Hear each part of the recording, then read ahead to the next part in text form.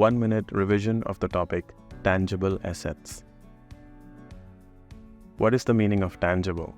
The term tangible means something that can be felt by the sense of touch. Assets which have a physical existence and can be touched and felt are called tangible assets. Example: computers, vehicles, cash, and more.